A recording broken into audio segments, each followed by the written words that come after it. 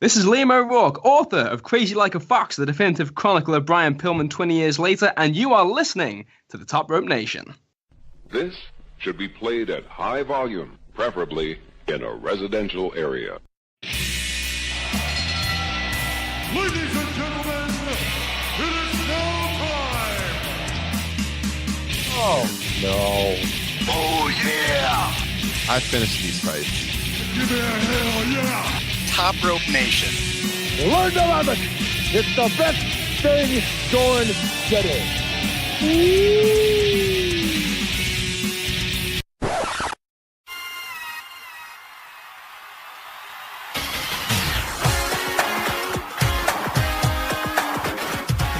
All right, wrestling fans, this is it. If you're a wrestling fan, this is what you live for. WrestleMania week is upon us. This is episode 53 of the Top Rope Nation podcast. I'm your host, Ryan Drosty, joined here by my two co-hosts, Justin Joint, Kyle Ross in the house. Guys, we are meeting up this weekend. We are convening on the city of New Orleans to bring a Top Rope Nation party to Bourbon Street. Guys, how's it going? Kyle, what's going on tonight? Not much, man. No, I told you beforehand, no alcohol tonight. I'm just slamming grape juice and cookies like a damn fiend over here. I don't know what's wrong with me. All right, I think I'm the only one that has had some adult beverages tonight. Justin, cross town for me there. Trying to manage yourself before heading down to New Orleans. How's it going? Not too bad. Just down in Zicam and vitamin C. As us three have been getting ready for this big New Orleans trip, we have been like paranoid we're going to get sick and it's going to ruin the trip. And luckily, I'm feeling all right as of Tuesday night. SmackDown just got over. I know Justin has been feeling a little under the weather, but hopefully he'll be good to go. We've got a packed lineup ahead of us. I think all of us are getting to town. Kyle, you getting to town Thursday? Yes, Thursday, late afternoon. And Justin and I, we're flying down together. We are not hitting up any shows Thursday. Are you going to any shows on Thursday night at all? Yeah, I'm going to the WrestleCon Super Show that night. That's right. What's the big match that night? Well, it was to be the Golden Lovers again, but Chuck Taylor needs a partner, so we don't know. It's going to be a mystery partner because Trent Beretta's sitting out. Oh yeah, that's right. Yeah, that looks to be a pretty good show. I saw the ticket sales are pretty strong for that, as they are for all of them. Yeah, I believe it's completely sold out now, even the GA as of earlier this week. So it'll be interesting. Yeah, they try to keep that show. I did not go to it last year, but there's always a 10-man that they do that gets a lot of pub, and there is 2 actual matches announced: Cobb and Ishii. And then Janela's wrestling Penta. So, yeah, I'm pretty excited. Guys, if you're a listener of the show, by the way, and you are in New Orleans this weekend, and you want to buy us a drink, or just say hey, whatever, hit us up at Top Rope Pod on Twitter. We are looking forward to this trip. I know Kyle was at Mania Weekend last year, and Justin and I were home by ourselves on Twitter, jealous at all the action that Kyle was taking in. So we decided to take it upon ourselves to get down there this year. It's going to be the first time that us three from the podcast, after doing this thing for about the last year and a half, have all convened in one spot and partaken in some adult beverages and professional wrestling. I am pumped for this, guys. I got the days off of work. It's going to be a party for 4 days straight. I think this is probably the best lineup as far as surrounding WrestleMania there's ever been. Just insane amount of shows all through town. A little bit worried about getting around, to be honest with you guys, because these shows are like nowhere close to each other. Looking at the map in New Orleans, you got Ring of Honor in one spot, you've got like the WrestleCon and WWN stuff in the other area, then you got WrestleMania at the Superdome, of course. So I think Uber's going to be getting a lot of my dollars this weekend. But Justin and I, the first show we are going to will be Thursday at Progress. I know our guy Derek Schroppel from the Oversaw podcast will be joining us there. Kyle, what do you got going on Thursday? Why are you not joining us at Progress? Friday, I mean. I'm going to be, New Orleans, believe it or not, I know this could be sacrilege. Sometimes I'm going to do some non-wrestling things, all right? I'm going to go on a speedboat through the swamp on Friday afternoon. It's going to be fun. That's right. And there's not. It's looking like it might be raining. So. Well, the forecast is clearing up. Pardon me. Don't you guys try to rain on my parade, literally, figuratively. All right, I'm going to get on that goddamn boat, and I'm going to have myself a goddamn good afternoon. Okay, and that's final. That progress show at noon on Friday is looking pretty strong. I'm looking at the website right now. They don't really have any matches specifically announced, but we know we're getting Pete Dunne, we're getting Will Ospreay. Matt Riddle is going to be there, who we're also going to be seeing at the Mercury Rising show Friday night, which I assume is the first time we're all going to meet up. Because Kyle, you will be at Mercury Rising, correct? Yeah, we should do something beforehand. I don't know. I guess we should probably work on that. Let's not go through our plans, like as far as like me. I mean, we should talk about the shows, but I don't think we'll be like, yeah, man, I'll call you at 5:30. I don't know if the listeners are too inclined to hear that, but yeah, we should meet up beforehand. But the real key to me Friday night, what I've been laughing about here in anticipation is, will we be feeling it and just decide to stay for the Janela Spring Break show after after the WWN Super Show? That to me is the big question of the weekend. Will we also wind up staying for Spring Break too? I don't know if Justin was part of this. He was not. He definitely wasn't part of the conversation. I can't remember. I think this was off air last week when we were interviewing Liam. By the way, check that out in the archives. We interviewed Liam O'Rourke, who wrote the Brian Pillman book that's getting all the pub right now, and rightfully so. Excellent wrestling biography. That was on last week's show, episode 52. We were talking off air, and Kyle's like, I'm probably going to hit up that Joey Janela Spring Break show. It's in the same venue as Mercury Rising, and I'm like, I can already see this happening, where us three are there, and Kyle convinces us after a few beverages to just stay and enjoy Joey Janela's Spring Break, which I think is actually one of the most anticipated shows of the weekend from what I've been seeing on Twitter. I believe of the WWN shows, it's leading in ticket sales. Yeah, that's right. So, Justin, I did not drop this news on you yet. Oops. But we are going to be there. We got something. I don't want to give away our whole itinerary like Kyle was saying. We have something planned on Saturday morning. But, yeah, I don't know what your thoughts are, Justin, but the Spring Break show is sounding like it might happen. If there's tickets available at the door. What are your thoughts? I'm open to it. I don't really know anything about it, or like who's going to be there or what time or whatnot. But let them know. You got Walter versus Quebecer Pierre Carl Ouellette. That's all you need to know. This is the sneaky, most anticipated match of the weekend. I was happy that PCO was announced for a show here in Cleveland, AIW, the local promotion, on April 20th. Which I'm probably going to go to now. Nice. Is that the show? That Spring Break show is the one Ellsworth is going to be at, right? Yes, James Ellsworth is working Matt Riddle on that show. What a match.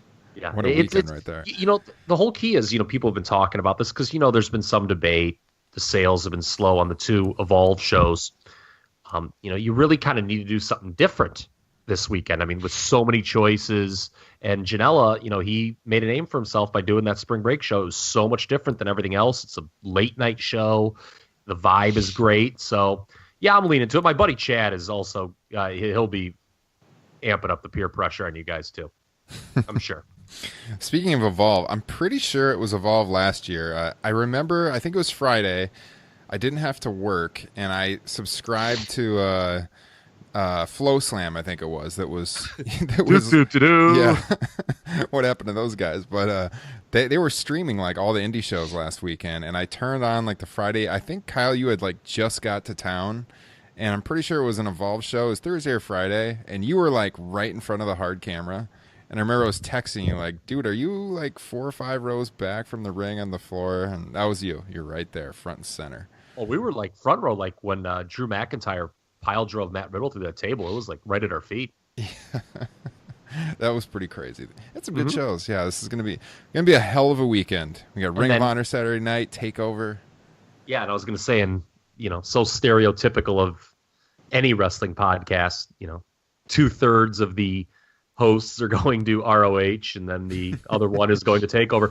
That's such a hard decision. I mean, I think, part of my reasoning for going to WrestleCon Thursday, that was kind of a late decision that I made as of a couple weeks ago, was to see Omega and Ibushi, because I'm not going to obviously be seeing Omega work Cody at the Ring of Honor show. So kind of wanted a sample of everything. So I'm kind of satisfied with my own decisions, and I'm really looking forward to TakeOver now. Now that Gargano and Ciampa has been officially announced. Yeah, when we bought our tickets, TakeOver, like the prices were through the roof. It sold out. There were still tickets available at a reasonable price for Ring of Honor. So Justin, you were like, "Yeah, I'm good with whatever." And the TakeOver show hadn't really been completely fleshed out yet. Like we kind of were pretty sure Gargano and Ciampa were working, and maybe Ricochet would be part, but they hadn't announced it yet. So we bought Ring of Honor. I can't be disappointed. This is the biggest Ring of Honor show of all time. I mean, yeah, no doubt. Yeah, I mean, in terms of ticket sales, it's already shattered their record from last year. So, yeah, I think we're planning on going to Ring of Honor and then coming back to where we're staying and then watching TakeOver like immediately when we get back. Oh, okay. Yeah, I know. It's funny. I'm staying in a house with like 8 guys, and just me and my one buddy Chad are the only ones doing TakeOver. The other 6 are all going to be at the all going to be at the Ring of Honor show. So, I can't go wrong either way. Yeah. I think it's the hardest decision for everyone there. So. But you can't go wrong, so we can all share stories afterwards. That's right. Guys, if you like listening to 3 guys talk about their itinerary for wrestling traveling, go ahead and subscribe on iTunes, the Top Rope Nation podcast. Give us 5 stars. You can find us on Stitcher Radio, Spotify. We're on TuneIn Radio, and then TopRopeNation.com. You can find all the links there as well. We've got merch, whatever you need. Guys, I think we should probably just get to WrestleMania now, talk about what happened on television this week. That's what everyone's tuning in for. I feel pretty strongly, before we get into this too far, I gotta say, and Justin kind of inspired me here, we've been talking about on the show for weeks now on how this WrestleMania was shaping up as one of the best in years. And I wrote an article on popculture.com the other day, and I kind of like ran the numbers, looked through all the old WrestleMania cards. I'm pretty confident in saying I think this is the most stacked WrestleMania card of all time. I think the only other one that really gives it a run for its money is 19 on the surface. That doesn't mean it's going to be the best WrestleMania because we've got to see how the matches shake out, but I just wanted to throw that to you guys right away. I mean, Justin kind of inspired me. Like I said, he said, take a look at the matches on the card, how many of them legit could have main evented, and that's what I did. I went through and just kind of tallied for each show, and Mania 34, we got 5 matches that legitimately could be the main event of the show, and I can't find a WrestleMania in history that approaches that at all. There's a couple with 4, but man, this card is freaking stacked. I am pumped to be there in person at the Superdome. Either you chime in. What are your thoughts as far as how this is shaping up historically? I would say even 6 matches could be argued. Charlotte Flair versus Asuka could headline with all the first time women stuff they've been doing. The problem is that they didn't start building it until a few weeks ago. If they would have started building it right after Royal Rumble, I definitely think an argument could be made for that one. But yeah, 5 or 6 matches, it's stacked, and even all the other matches outside of really the U.S. title match, which even that at least has Rusev in it. There's really nothing. It's going to be tough to go to the bathroom at the show. Yeah, I struggled with that. Actually, I did think about throwing Charlotte Asuka in my list, but then I tossed it just because a women's match has never headlined a WrestleMania. So I felt like in good faith, if I'm really going by the numbers here, I couldn't put that in. But I totally get where you're coming from there on. That's a huge match too. Kyle, what do you think? Yeah, I mean, to jump in, I'm glad that Justin mentioned that because there's a case to be made that on paper, that's the biggest one-on-one women's match they've ever done in company history. Oh, yeah. When you look at how the two are promoted. We'll get into this a little bit later on. I actually think that the match, maybe there's a reason that it hasn't been promoted as much as it could have been. I think this is no disrespect to either performer.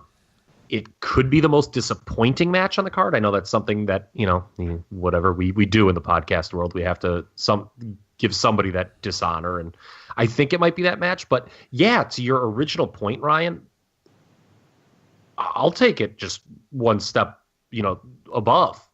I can't remember the last time I looked this much forward to a WWF card ever. Yeah, it's been a long time, yeah. Yeah, WWF, WWE, whatever you want. I really can't remember. You talk about the top 5 matches. Okay, WrestleMania 19, you brought that up. you had Brock and Kurt, you had Shawn and Jericho, you had Hulk and Vince, you had Austin and Rock. So that's three. It's funny. Place to Be Nation just did their top WWE wrestler of all time list, greatest WWE wrestler of all time list. And those four matches right there, of those four, you have three pitting guys that were in the top 20. And then Hogan was obviously near the top. And Vince is the, arguably the most important person in the history of professional wrestling, probably inarguably. The fifth match, you had Triple H and Booker, which fell short for a variety of reasons. The build was the build was, how shall we say, not appropriate. The finish was bad.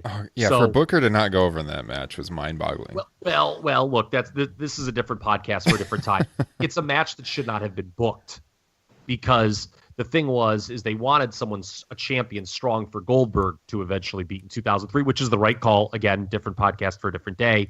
Booker should just not have been in that position if you were just basically going to throw a challenger out there to lose to Triple H.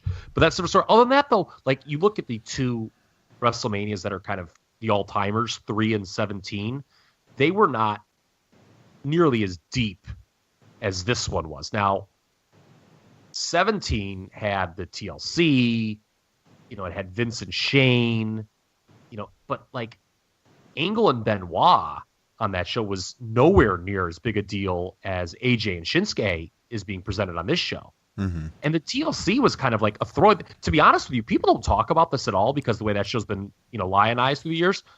The build for WrestleMania 17, save for that Rock Austin sit-down interview, and I can't believe I'm saying this, but Limp Bizkit video was actually terrible. Like, go back and watch the TV. The build for that show was not good.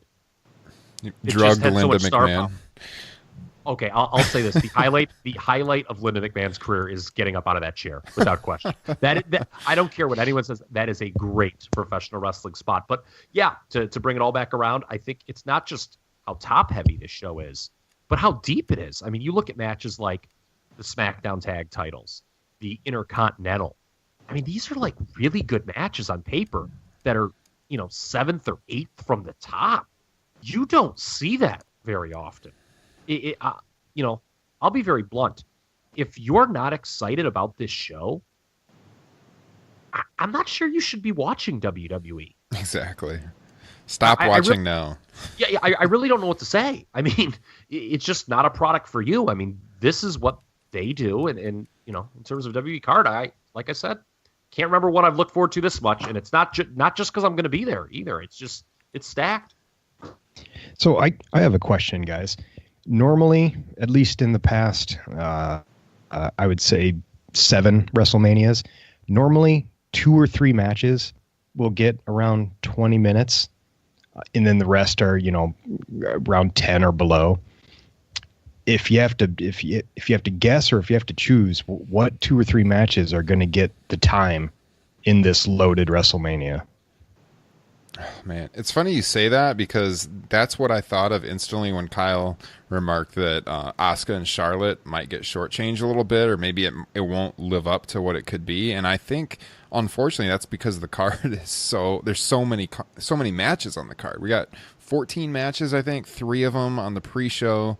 Yeah, like you said, Justin, they're gonna have to cut time somewhere, and I think as I look down the card, unfortunately, it's probably going to be one of the women's matches, and honestly, one of the best matches to shorten up there would probably be Nia and Alexa, just to put over Nia strong. Oh, well, we'll come back to that when we talk about the match. I agree with you on the match, but not where you're going.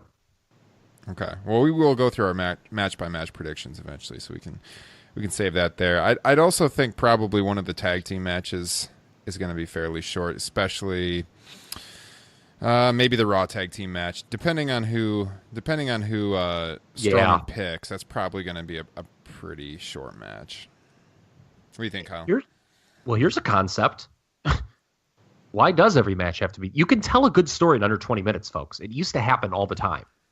Mm-hmm. Trim the fat, Yeah. Tighten up, Just, I think I don't think a lot of these matches do need to go 20 minutes when you think about it. Does the Rousey tag need to go 20 minutes? No. Brock and Roman doesn't need to go 20 minutes. Nope. I don't think the Daniel Bryan match needs to go 20 minutes. Nope. That's why I think there's really only two to put this WrestleMania over. Is I think you'd want to give the time to Styles Nakamura and the Intercontinental title match. I think everything else can be 10 to 15 minutes. What about Cena Taker, which is going to happen? I don't see any reason why that needs to be more than 15 minutes. The entrances will be at least 10 minutes. Yeah, and I guess, the thing is we have no, judging from his condition the last several WrestleManias, can Taker go 20 anymore? Although, heaven forbid, they gave him frickin' 30 with Shane at WrestleMania 32. Talk about a match that didn't need to be that long. I got a question on that, actually, because I was going back and I was researching The Undertaker, what he's been up to over the last year. Did he actually have hip surgery? Because I found like a lot of conflicting reports on that where people had said, he was spotted at this hospital. But if he actually had hip surgery, I'm not sure that he would be ready to go this year. So I don't know if he just had like something minor, because that's been one of the reasons his performance has been so bad, is his hip has been bothering him so much. I don't know if either of you, Kyle, if you know if he actually had the surgery. I don't know, no. But if he actually had the surgery and he's recovered, we could be getting a really good performance out of him. But man, if he hasn't got that fixed, I don't see any reason to believe this is going to be any better than last year's performance. Oh God, it's got to be. I mean, that was bad. I mean, he's got to be motivated to come out and do a better job, of course. And he's in there with a good dancing partner in Cena. But I mean, we're not probably going to be seeing a 4+ star match here. Are we ready to talk about that match, or are we waiting? Because I have something to say about it. Whatever you guys feel like. We're kind of just rolling here. I do want to go like match by match at some point. Go ahead. While it's on your mind. He's shooting. So don't forget. Go ahead. Do it. Okay. The interesting thing is, up and down as the build for it has been, it's kind of cool how they're doing it, where I think it's going to come down to like, and this is going to be a first time in WrestleMania history, the match is not set. And I think what's going to happen is Cena kind of set it up on Raw where he said Atlanta couldn't get it done, Detroit couldn't get it done, so forth and so on. It's like, so I think it's going to be where it's like he's going to call on the WrestleMania crowd to bring out the Taker, and I think that's how it's going to start. And yeah, oh God, I hope we get the gong and not the American Badass. Well, but it's funny you say that, because I think the way they've built it and the way I imagine this going at WrestleMania, I mean, make no mistake about it. The match is happening, and it's fairly obvious it's going to happen as much television time has been spent on it. But I just imagine Cena coming out, like making one last hurrah to try to convince him to come out, and then some like spectacular light show with lightning and smoke and just like really over the top production, and Taker comes out. And I know everyone's been talking about the American Badass Taker coming out. If that happens, like the way they've built it to this ultimate moment where he finally comes out, I just think you can do so much more with the special effects and stuff of the Dead Man version of the Undertaker, that I can't imagine they do this kind of build to get Taker coming out on a motorcycle. I don't know. Kyle, your thoughts? What if John Cena refuses to get up for the national anthem, and that's how the Undertaker returns? Is Taker packing heat as he walks down to the ring? As the recent photos of him have shown he likes to do. Yeah. I'm a little worried with it. But it's funny that Justin wanted to go to this match right now, because as he started talking and he's like, well, it's not officially been announced, it just occurred to me, yeah, they didn't do anything about that on SmackDown, did they? No. When Cena walked off on Raw, I was like, okay, well, he'll do it on SmackDown then. That didn't happen, did it? Come to think of it. So, yeah, we're going into WrestleMania without the I hope they don't do a thing where like we're checking in with John Cena eating popcorn in between matches. Oh, like every time. That could get a little hokey. I'm a little leery of that. John has done and people need to understand this, because Cena's like the most criticized wrestler of all time, unfairly criticized wrestler of all time. John Cena has done one of the most incredible jobs in building this match by himself that I've seen. I mean, his promo work has been outstanding.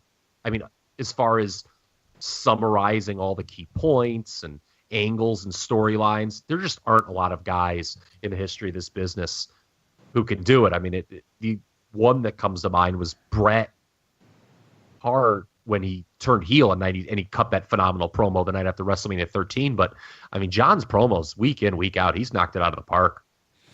I think we talked, I think the first one he did directed at The Undertaker, we were on the show here talking about one of the best promos of his career that week. I loved last night. I thought it was just great. And it's so funny. No one's talking about this. John Cena's getting cheered regularly. Oh, yeah. Now, I mean, you know, the idea that, you know, Cena, he's not over or whatever. I mean, stop it. Yeah, I think the way they've built this match, again, is a testament to how stacked the card is, that they don't even feel like they have to promote that freaking John Cena versus The Undertaker is for sure happening. Like, there's no other year they could promote this match this way. Okay, that is such a great point, because we talk about how top-heavy the card is with the 5 matches. They've done an excellent job spreading out the announcements of those 5 matches. We had Shinsuke winning the Rumble. You can go all the way back to January to set up the Styles match. Ronda, that was Elimination Chamber that kind of came into focus. Reigns won the match, won the Elimination Chamber. And then Daniel Bryan comes back 3 weeks ago for that match. So, I mean, they've done a great job in as far as like spreading out these main event angles. Yeah.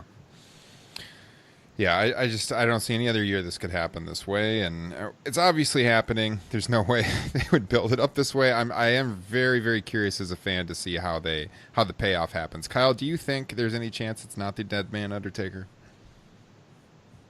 Yeah, I think there's a chance. Sure. And if you had to predict, do you think it's going to be the Dead Man or the Biker Taker? 50-50. I don't know. Sorry. I really don't. I don't know. I'm leaning more like 70-30 in favor of the Dead Man. Okay. I'm very, very interested how they do this. It's all in execution, because you said it. They've never really done this before. Certainly not on a show this big, where you have 2 guys this high up the pecking order having an unannounced match. Quote unquote unannounced. I think, you know, if you follow this stuff closely, you know it's going to happen. Well, we'll know we're in trouble if Cena comes out during a Kid Rock performance. That's true. Yeah, and I've heard people postulate that. So, are we making predictions, guys? Go ahead. Oh, I'll let you lead it off. Well, shit. Or before we get to the prediction of the match, I could go with this, because I kind of wanted to roll this conversation to another topic. Does this match main event, or what do you guys think should be the main event if it's not? Well, what I think should be the main event and what will be the main event are probably 2 different things. I think for sure Lesnar Reigns is going to be the last match of the show. But, man, I don't think there's anything bigger than Daniel Bryan's return. I mean, I'm guessing that'll either close or open the show. I think, and we'll get into this when we go by match predictions, because of the way I think the Daniel Bryan match is going to end, it's not going to close the show. It can't. Justin's right. It's going to be Reigns and Lesnar. It's a match the promotion has built for 3 years, and it's the most important match to them. And it should close. Okay. Yeah, if that closes, which I agree is probably also going to be the closing match. I talked about this a couple weeks ago on the podcast. If that's closing, I kind of want to see Styles Nakamura be the first match. What do you guys think about that? I'm old school enough that I hate when they open with the world title match. I remember when they did it with Edge, Alberto Del Rio at 27, and I think I'm still mad about it. Mm-hmm. I just don't like the idea. I just feel like they deserve a lot of time. They're probably going to get a lot of time. They're going to try to tear the house down. And I worry about if it's not in the main event slot, the crowd kind of being burned out, you know, waiting for the end of the show. I feel like if they come out hot out of the gate with that first, it might have a better chance to to steal the show, to be honest with you, even though it would be the first match. But it's an important spot, the opening spot. I think it's too anticipated, actually, to put the opening slot. yeah, that's true. To some people, that's the main event. Oh yeah. I'm guessing that for Justin, I don't want to put words in your mouth. I'm guessing maybe you think that should be the main event. I think it should be the main event personally. Like if I was booking, I think it's going to be the best match on the show. But I also understand the way they book and how they've built Reigns, Lesnar, and I think that's almost certainly going to be the main event. Justin, what were you going to say you want to be the main event?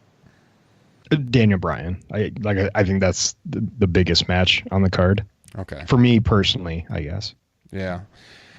I guess that makes sense too. I think back to SummerSlam 2002, and they had Michaels return, and that didn't headline. They're always more apt to put the title match last, unless you had like last year with the Undertaker's semi-retirement deal, and it had to go on last.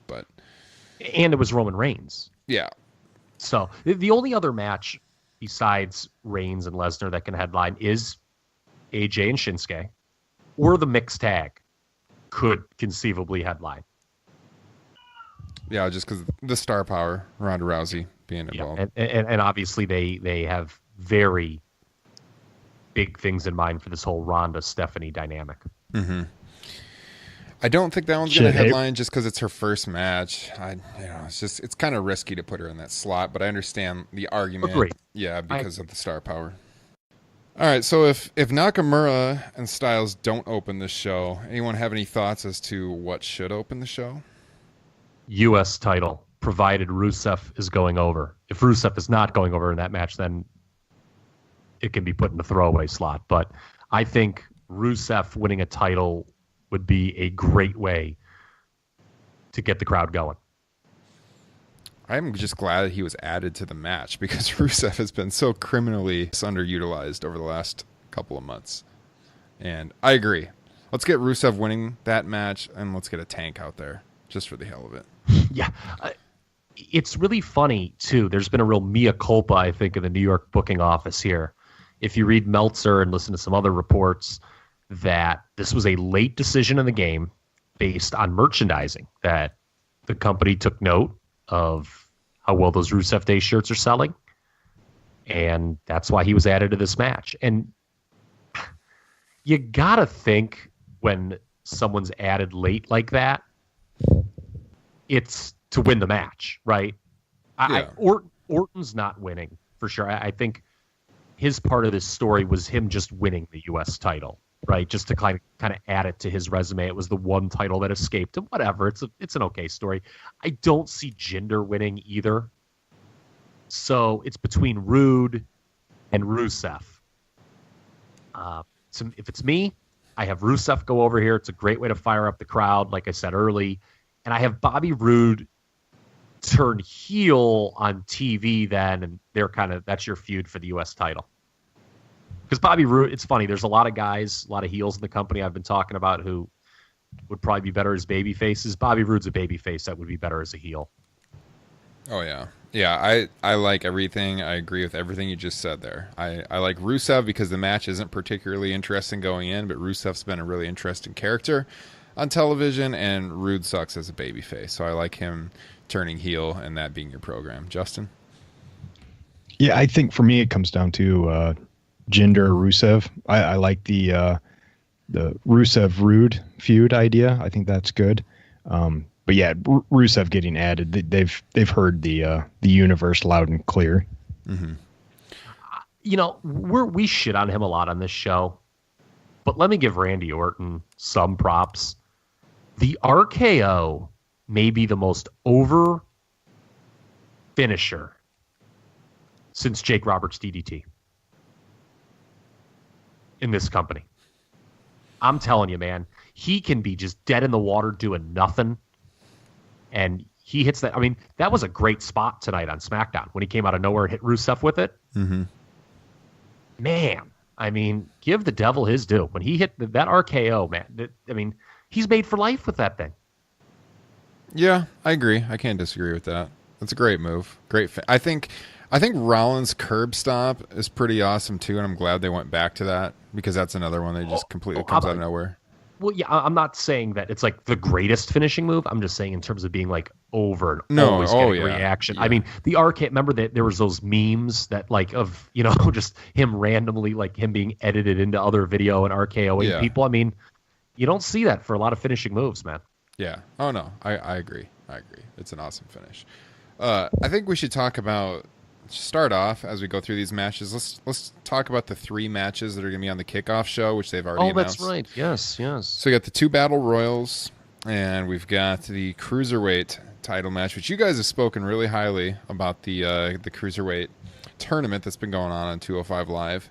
I have not been following that as closely as you guys have, but we got Cedric Alexander and Mustafa Ali. Probably will be a really good match. Any thoughts on the winner there, guys? I'm torn, man. I like both these guys a lot, and Mustafa Ali especially has blown me away.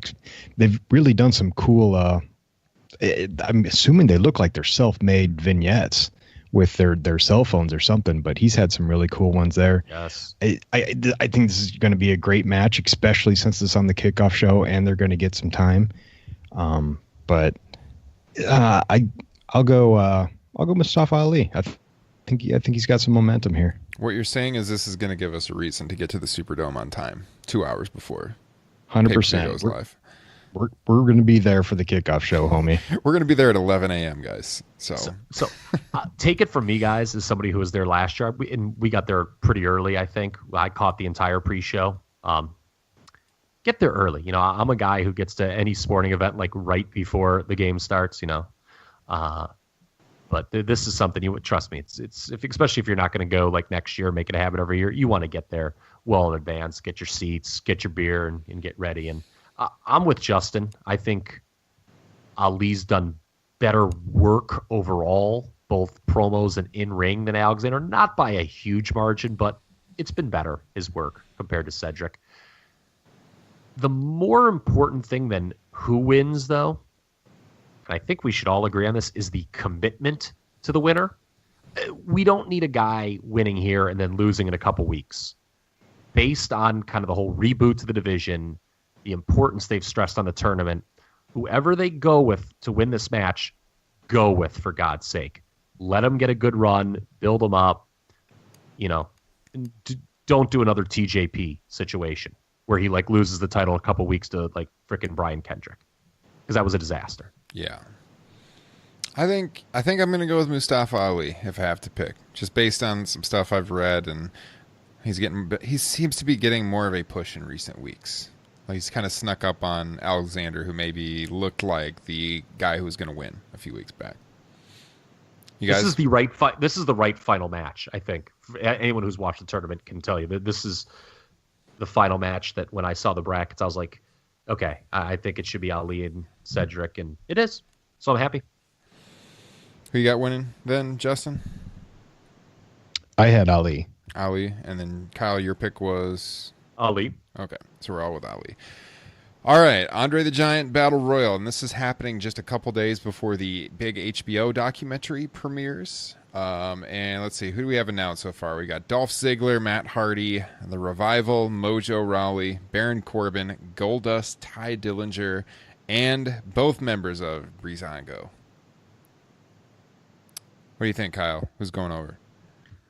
Nobody that you just read. Surprise entrant. There's a lot of guys I've been reading on PW Insider and other places that have been backstage and quote unquote waiting to be medically cleared. It's going to be one of 2 unannounced guys, I think, either Big Cass or Samoa Joe. And I lean towards Big Cass. That makes sense. That's interesting you say that, because these guys have also been rumored to be the surprise tag team partner for Braun Strowman, which we'll get to.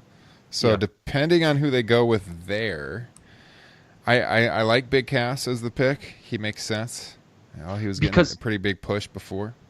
Well, and if you remember, like he needs a jump start a lot more than Samoa Joe did. Joe has kind of been penciled in if you look at the house show lineups post-Mania with some of the big names like Roman Reigns. Cass is, elephant in the room. We've got to get the stink of Enzo off of him.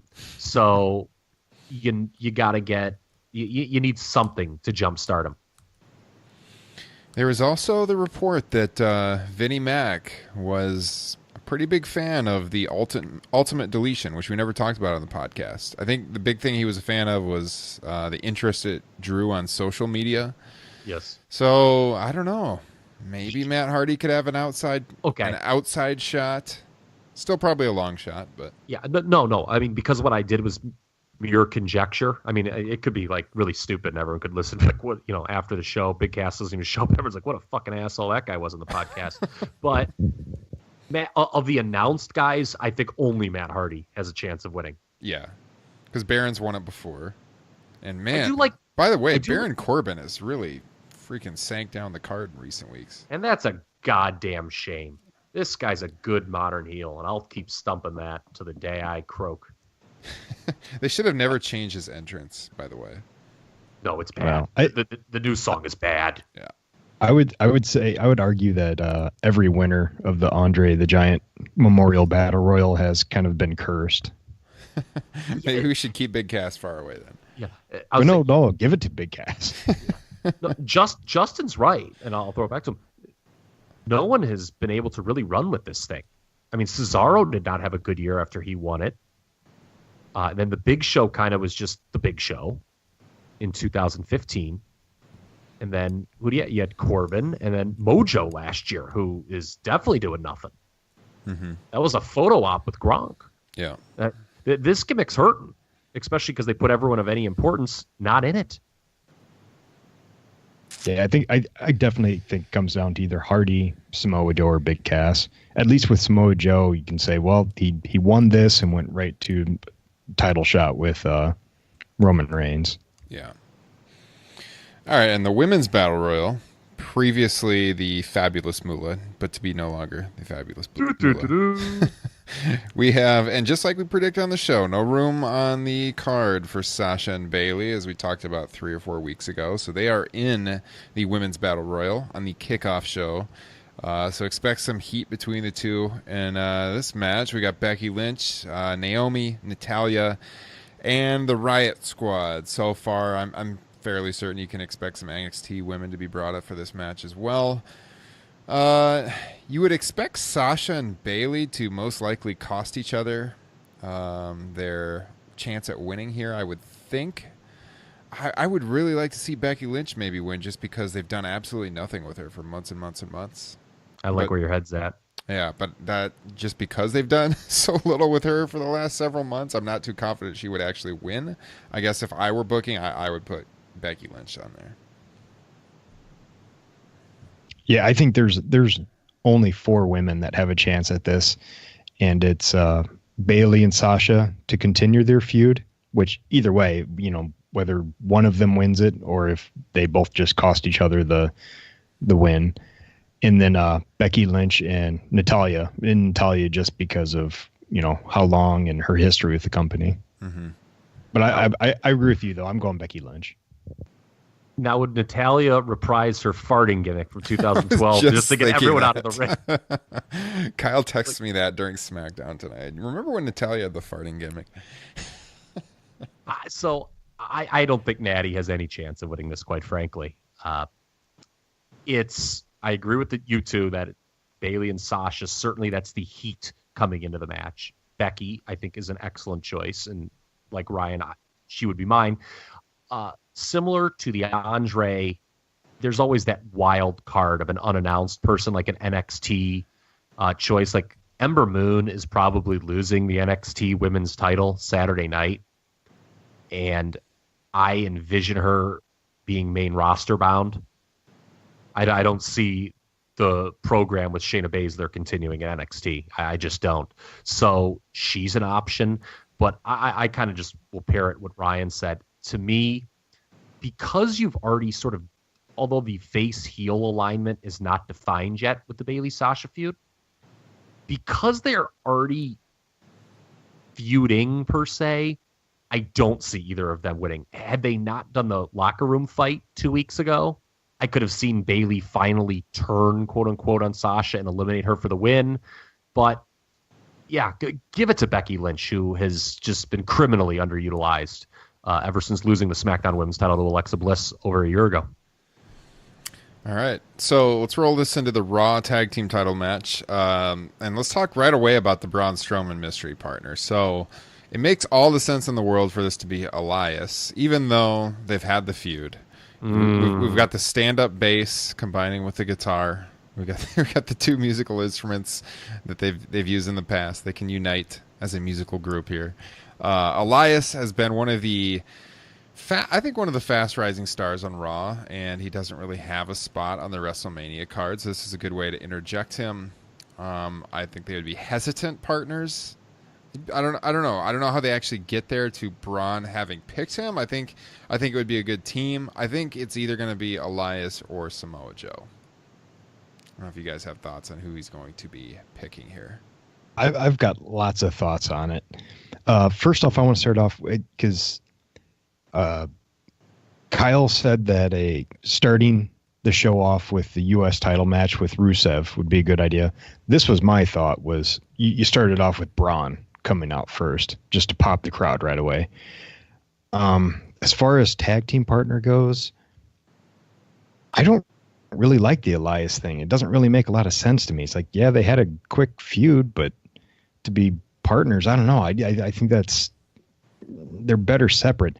I think you have to go with someone. I mean, I think it has to be James Ellsworth. That's who. No, I'm dead serious. It has to be somebody who just stands there. It doesn't get tagged in. I mean, otherwise you have to do like a big, monster thing with like maybe Big Cass or Samoa Joe. But Braun Strowman needs to stand out in this match and just have somebody. I actually thought it was going to either be Ellsworth or who'd he throw through the wall this week? Oh, I'm having a brain fart right now. Kurt Hawkins. Yeah, Kurt Hawkins. Yes. I thought it was going to either be Ellsworth or Hawkins, but I don't know, man. I'd rather go with just pick like a ring announcer to be his tag team partner. Okay. I have a buddy who was convinced it was going to be Ellsworth for like 3 weeks. I don't think it's going to be Ellsworth. This is the only match on the card where I'm kind of scratching my head at the booking. I don't know if I like it because I don't know if I want Braun Strowman to be involved in a tag team situation. But at the same time, given the mystery partner gimmick, I don't see him not winning this. When has there ever been a mystery partner gimmick and it doesn't go over? Right? I mean, that would be weird if he announces a mystery partner and the bar still wins. Mm-hmm. So I've heard Rey Mysterio's name floated out there. That could be something. I think the Braun-Ray dynamic would work. Dean Ambrose is another name who we've heard, okay, he's been hanging around. Is he maybe not out as long as we thought? He was injured by the bar, so the storyline that would make sense. I do not think it's going to be Elias. Elias is going to do a concert, and the rumor and innuendo, trademark Conrad Thompson, says The Rock could get involved. So I think even if The Rock doesn't get involved, I think Elias is going to do some kind of concert where at very worst or best, depending on your takes, Jeff Jarrett or Kid Rock gets involved, or I don't know. I believe Elias is not going to wrestle on this show. I don't believe. I believe he's going to do a song and dance routine to break up the matches, to break up the card, so to speak. You think that's a huge missed opportunity to have him not have a match on the biggest show of the year, given how fast he's been rising in popularity? No, because that's his gimmick. I think if he... let's say The Rock does show up, I think that's a much bigger deal for him than working a tag title match with Braun Strowman. Yeah, if he ends up with like a 10 to 15 minute segment with him just in the ring starting the music and somebody runs in, I mean, that's bigger than, some random tag team match. Yeah, and to be honest, the interest in Elias is the pre-match stuff. Mm-hmm. The I mean, he's a good solid hand, but the crowd is far more into him pre-match than during the match, in my opinion. Yeah, I think I agree. If The Rock is involved with him, that's bigger than anything he could have done on the show. If it's Jeff Jarrett or Kid Rock, I'd rather have him involved in the tag team title match personally. But with The Rock, yes. I guess I didn't make a pick, and because, like I said, this is the one match that when Braun kind of won that tag team battle royal, I was like, do I like this direction? So it's going to be Braun and partner winning. Yeah. So. I think having a partner that doesn't make too much sense makes the most sense, because I think they're going to have the titles for a very short amount of time, because like you said, I don't think Braun Strowman needs to be involved in the tag team division for very long. No. So clearly whoever he picks, they're going to break up pretty quickly, and that will probably be parlayed into some kind of short-term feud before you get Braun into that Universal title picture where he should have been months ago if you didn't have Brock Lesnar holding the belt hostage for the last year. I think we talked about that a few weeks ago. That or a few months ago. Yeah, Braun probably would have been crowned months ago if it wasn't for Brock Lesnar holding the title. So he's kind of been hurt by that. He couldn't really elevate all the way up the card. He's very much destined for the Andre the Giant Undertaker role, that special attraction semi-main. I don't know if Braun needs the title. To your point, and I made the point, we did talk about it months ago. If Brock Lesnar's not in the equation, Roman Reigns and Braun Strowman is clearly a Universal title program, in 2017 Raw. Mm-hmm. Yeah. All right. Well, we're all in agreement. Strowman's team's winning. Moving on to the SmackDown title match. This one, I don't know. The winners here, we might get into a decent discussion here, because this one is not as obvious, I don't think. The Usos, who Kyle has declared the greatest tag team in WWE history. I believe you. Didn't you declare them that, Kyle? Yes, and do you know who agrees with me? Who? Paul Heyman. There you go. Well, there you go. You're in good company. The Usos, the New Day, and the Bludgeon Brothers, who to me have been a bright spot on SmackDown as far as new creations over the last few months. Usos and New Day have been done to death over the last several months, but they did give them some time to breathe before putting them back together again after the Benjamin and Gable thing was kind of put to rest a lot quicker than I thought it was going to be. Those guys are completely left out here. I don't know. They main evented SmackDown tonight. That's true. They were in that thrown together match with AJ and Nakamura. Speaking of which, I thought, God, in years past, and this has been the case for all the pay-per-views lately, your go-home shows used to be so good, and I felt like television this week was just pretty mailed in. I don't know what you guys felt about Raw and SmackDown. SmackDown especially tonight was nothing special. I thought it was really effective. It got over the angles. Yes, I don't think... Well... The Balor Rollins match was great on Raw. I mean, yeah, that was good. You got a 3-hour show, but yeah, but I don't know. I mean, to me, the key is just hammering people with the angles, and in that regard, I thought both shows were a success. Yeah, I guess I don't know. As far as standing on their own goes, I didn't think there was anything like must see on tonight's SmackDown. I thought there wasn't. There wasn't. You had Brian and Shane with the Hug It Out segment at the beginning, which was funny. It wasn't anything great. Charlotte and Natalya they had a really long match. They got a lot of time. Yeah, I didn't like that much, that match. We have more time than I would have expected. But Justin asked me what they did about the tag team. What we're talking about now. Not a lot. There was like a backstage segment. Yeah, that was bad. That was bad. Yeah. It was like totally rehearsed. I thought it was going to be like a Snickers commercial, to be honest with you. It was bad. I hope the New Day don't win. I'm sorry. I used to love the New Day. God, this is just, it's getting so bad. It's funny, when we first started doing this show, remember you guys were lecturing me about the New Day? Because I was great back then. When it was early and fresh, they were really good. But man, it's so tired now. See, I'm the complete opposite. Like when they were doing that unicorn horn shit, I was like, come on, dude. Like, look, I'm an open-minded guy, but like, if you're putting a unicorn horn on your head, man, you deserve to get your ass whipped. I'm sorry, that is shitty. Like, I enjoyed New Day in 2017 far more than I did in 2016, despite the fact they were pushed less. I never knew Kyle hated Magic so much. That's messed up. God, I don't know, man. I don't like it at all. I just don't find them funny at all. I think the pancake stuff is terrible. It's so lame. See, I didn't find it's funny because, the Place to Be Nation's actually now running a greatest WWE tag teams conversation all time. There will be a list probably next year. Is this podcast paying us advertising revenue?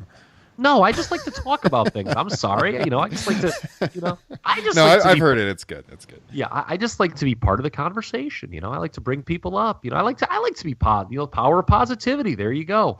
And the New Day, it's funny. You can make an an argument that it's some points that as a tag team, the New Day act has been as over as any tag team in the history of the promotion, but I wouldn't consider them for number one because I've never really liked the act.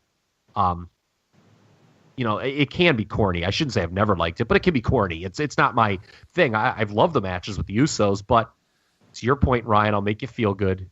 I think they're the least likely to win New Day. I think in the Superstar shakeup, you probably should do something where you just draft Big E to a different brand. I don't think you need to do a breakup angle with them. There's been a lot of breakup angles over the last year with tag teams.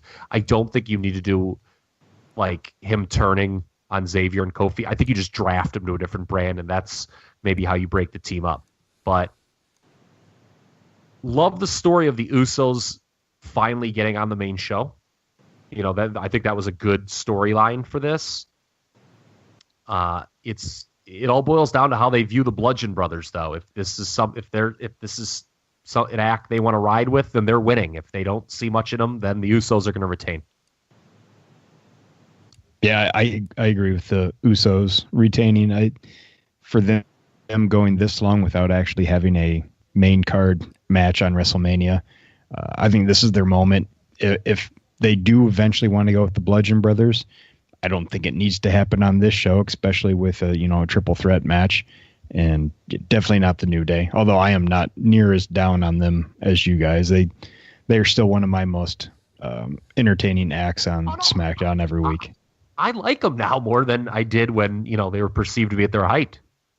I think they were at their height in about SummerSlam 2016, and I feel like it's been downhill ever since. I still like them, but I just feel like they're not near as entertaining as they used to be. I just didn't like that whole thing, and we're going to talk about a similar storyline they're doing with the Intercontinental title, but I got sick of them when they were doing that whole thing of, such and such days to breaking Demolition's record, because it telegraphed the fact that they were going to beat it, and I thought it was just kind of stale, and they were just kind of looking for ways to extend the run. And then, of course, they beat it, and then 2 days later, they lose the titles, which I just didn't think that was good storytelling.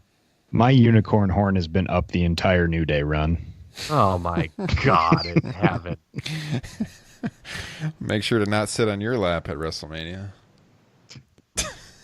Makes me sick to my stomach. Oh, man. Unicorn horn. I think... I think of all the title matches, this is probably the most likely to be a retaining match where the champion retains. We'll see about that. I have some other ideas. I know which one he's I know which one you're thinking of, and I got something to say there too. But there's two champions that I think are more likely to retain than this one. Than the Usos. Really? Okay. I know one for sure, but I'll go with the Usos retaining here. All right, we already talked about the U.S. title match and what we think is going to happen there. So moving along, let's go right to that IC title match, which I'm sure you're going to talk about. And by the way, they are definitely not paying us advertising revenue, but I was listening to Brian Alvarez on Wrestling Observer Radio, and he was talking about The Miz and how his promo on Monday night was like such a babyface promo, talking about the birth of his daughter and everything. I didn't hear it, so I want to hear this. Okay, so he had said that like he thought it was the best promo The Miz has ever given because Brian felt guilty that he was going to leave his child for 4 days to go to WrestleMania. It made him feel bad because he was like talking about how great it is to be a father, and we can all relate. He's like, what am I doing? Why am I going to New Orleans for 4 days? I should be staying home. Which I think obviously the reason he did that is because of the reality show and everything, and that's going to be like a featured moment on the reality show with him and Maurice. But it was kind of a babyface promo for a guy who's such a good heel. He's probably going to use it eventually, like in a heel way. But Kyle, go ahead. You obviously have some thoughts. Okay, maybe I'm going to be made to look like a fool, and if I am, I'll be the first to admit it. I think when I'm wrong, I admit it. It's not very often, so it's good for me. But does Brian Alvarez understand the WWE? Oh, God. The Miz. My timeline was all over this thing, and maybe they're the fools. Maybe I'm a fool. The Miz is obviously cheating to win at WrestleMania. It's all a sucker job, that promo. I pretty much knew this was the one you're going to go to as far as retaining, because he's close to the record. Yes, they brought it up, and you don't bring that up if he's not going to break it. And yes, he does need time off. I would assume he's going to be granted, WWE equivalent of paternity leave. Although I think it would be great if he retains and then like cuts a promo the next night, on Ricky Steamboat saying, "Hey, I put this Intercontinental title before my children, Ricky." I think that would be incredible. Like, I would be the only person who popped about that, but So I'm glad you brought that up, because you saying that because he brought up the fact that, he's this close to breaking Pedro Morales' Intercontinental title total run. I can't put much stock into that, because, Dolph Ziggler brought up like a week later that he'd never had a singles match at WrestleMania. Yeah, this is just, these guys just throw this stuff out there. Yeah, Now, however, they might have just lied to Dolph. Now, however, I do kind of agree that I would not be shocked if Miz goes over here because of the babyface promo, or I should say babyface commentary on Raw this week, and then to go on and break the record. But it's like to for your argument to be that, like, well, he brought up the record. It's like, well, he can do that with his 10th Intercontinental title run. That doesn't really make any difference. See, I see him losing it, like, again, just like the New Day did. I see him breaking the record and then losing it right after. And then he'll go on his, like I said, WWE version of paternity leave. And then I see him moving on from the Intercontinental title, to be honest. The Miz, it's funny, he talks about he's the one who made the title prestigious, and I agree with it. He just, he's a guy who should be competing for the top title on the brand, quite frankly. And with Balor, and I don't see Rollins winning this. I see Balor as the next Intercontinental champion. But I see him beating Miz in a one-on-one environment at like a Backlash or something like that, quite frankly. Miz retains here. Well, it's funny you said that, because I was actually going to go with a Balor title win here. I knew you would. You got to say, for all the Johnny New Japans out there, as we like to say on the podcast, this is going to be a hell of a match. This and AJ Nakamura. Again, there's something for everyone on this card. Like, if you are not excited for WrestleMania, I don't know what to do for you, because this is going to be a great match. You got AJ and Nakamura, the rematch from Wrestle Kingdom 2 years ago. This is the sleeper match, the Intercontinental, like, as far as, a match beyond the top 5. Oh, yeah.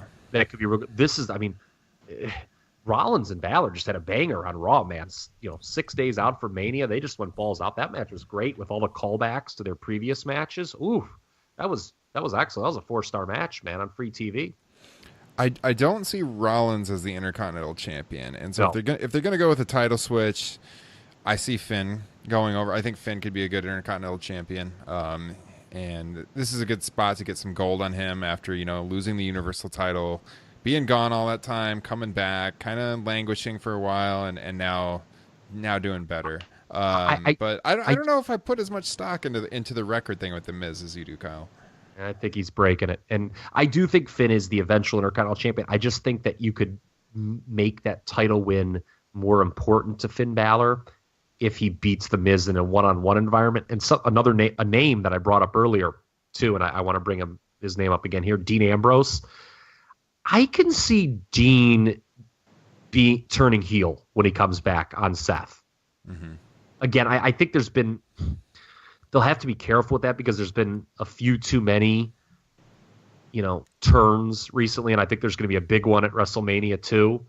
But that's something to keep in mind too, that I think a Seth Dean feud is maybe Seth's post-Mania destination eventually. Yeah, that makes sense. I don't know. I think I'm still going with Finn. I feel like you could have Finn pin Seth, and then the Miz feels like he never lost and he should have broke the record. And when he comes back from his paternity leave, that's like the angle he takes. Is he rightfully should have broke the record, and he's coming back to be better. I'll be honest with you, I actually feel like really strongly that the Miz is going to win this match. What do you think, Justin?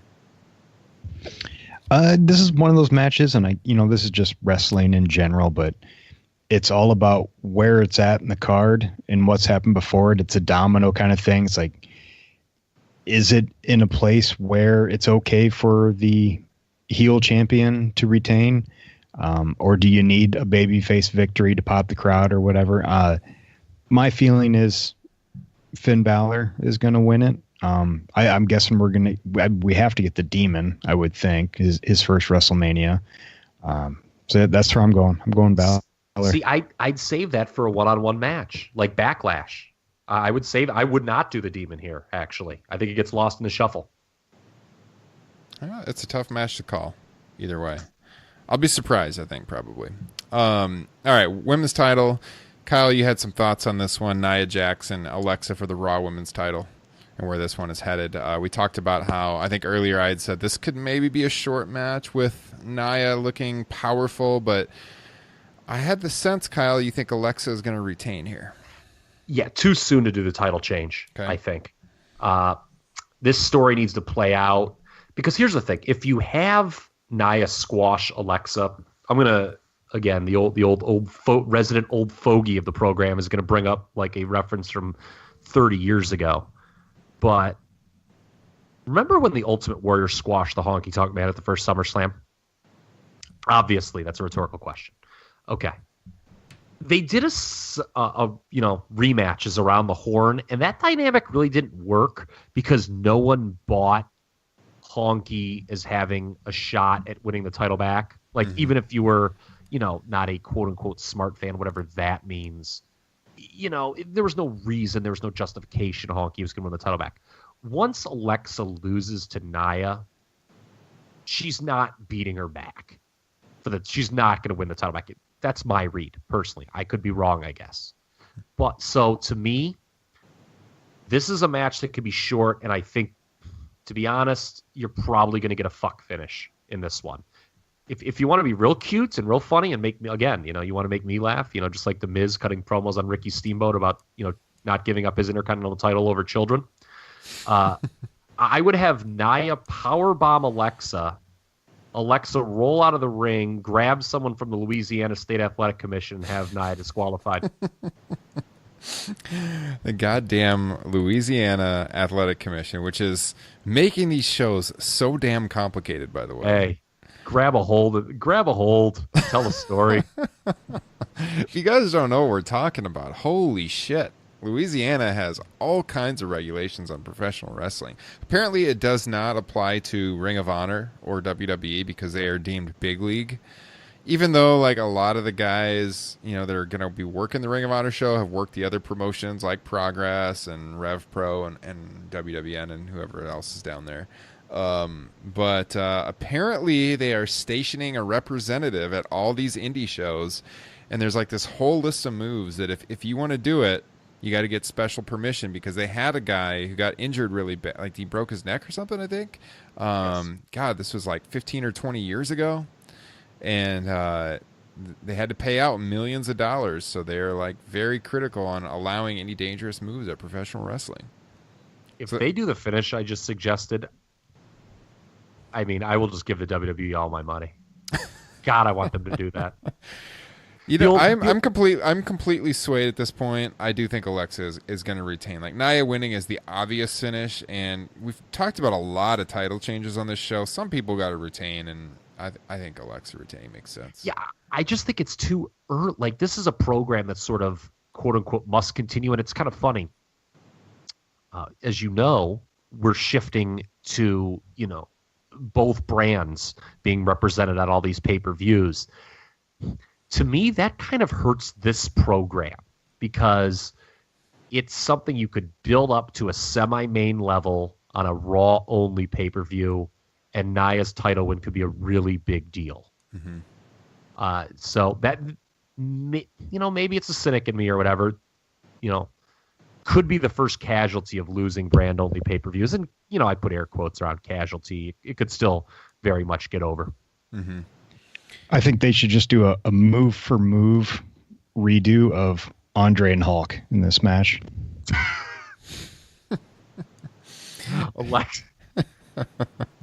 Alexa slamming Nia, brother. Yeah. She might be able to, man. She used to be a bodybuilder. I just think that, you always get kind of one DQ or count-out finish, even at a WrestleMania. Well, not always, but, if there was an excuse, it's going to be something convoluted. And this is a match that should be short. When we talked earlier about matches that, the time could be cut, I don't see this match getting a lot of time, unfortunately. It's funny you mentioned... Yeah, it's funny you mentioned that how, like, when Alexa eventually loses, she's not getting her win back, because I was thinking about that on Raw. I was just watching her, and she's been great as women's champion. We've talked a lot about her on the show. But, like, when she loses that title, where does she go? And I worry that she will just kind of, like, drift away for a little bit. They have enough. It's weird because she's essentially been in the title picture on both brands now for over a year. Oh, yeah. I mean, all she's done is since she beat Becky Lynch late 2016, all she's done is compete in women's title matches. So, I don't know. And the other X factor, and we'll talk about this name when we get to the Asuka Charlotte match too, is maybe Carmella gets involved. She's still got that briefcase dangling, and maybe she gets the Raw title, and then Alexa and Nia continue their feud in a non-title situation. That's something else to think about. It's funny that you say that, because I did just see on Twitter that she has now had the Money in the Bank briefcase longer than anybody in history. Wow. What if she just forgets to cash it in? What about that storyline? You're like, I'm sorry, your year's up. You can no longer use this. Yeah. I don't know. I think Alexa retaining, though, makes sense, and we'll see where they go after that. But I gotta say, man, this woman, she has played the mean girl role in this feud so well. The whole bully thing with Nia, it's been tremendous. So, still one of the best promos in the entire company, Alexa Bliss. Except that this is your life segment. But they think high, to get to your fears, they think high enough of her that she's not going to drift too far down the card. Yeah. All right. Charlotte Asuka. Here we go. I don't think this one will take too long. It should be a great match, but I don't see anything happening but Asuka winning the title. Kyle? This does not seem like the right place to break the streak. I mentioned Carmella earlier. I've seen some sharp people on Twitter.com. The Oracle of Wrestling, who's a must-follow if you like WWE. I know, I'm sorry, I'm not being paid to hype these people. I just think you should become a smarter wrestling fan. That's just my job, I feel, here on this podcast, to make you a smarter wrestling fan. Oracle of Wrestling, he's been big on this theory that Carmella's going to come into this match, attempt to cash the briefcase, and then take the fall.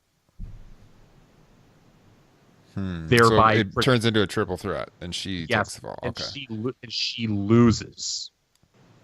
Because here's the thing. She can't be the SmackDown Women's Champion. That ship sailed. I mean, to be honest with you, if they were going to do that with her on SmackDown, it needed to be that pointless run that Natty got in the fall when, beating Naomi when Charlotte was hot, I keep saying Charlotte. Carmella was hot when she had Ellsworth. There's no way she's beating either Asuka or Charlotte. There's just no way. Mm-hmm. So that is, I think, a viable scenario. I don't like it. The idea of her cashing in and then just to protect both Asuka and the loser of Asuka and Charlotte. But yeah, I'm with you. Asuka's leaving with the title and staying undefeated. Yeah, it makes sense because you do save a little bit with Charlotte versus Asuka, which continues to be a money match then. I don't know. That makes sense. What do you think, Justin? Yeah, I could definitely see it happening. I don't think I like it. I mean, this is WrestleMania. I mean, I think Charlotte and Asuka have been both built up so well that, especially for Charlotte, she can eat the loss and it's not going to really do anything.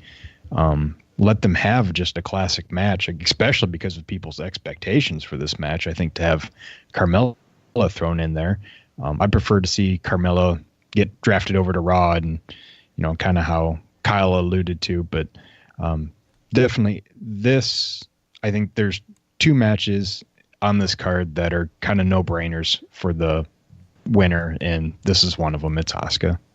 Yeah. All right. Brian and Shane.